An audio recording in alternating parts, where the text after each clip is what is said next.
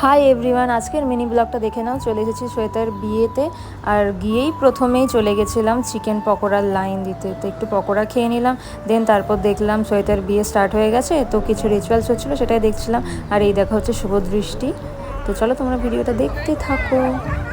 বিয়ে কমপ্লিট হয়ে যাওয়ার পরে আমি চলে গেছিলাম খেতে।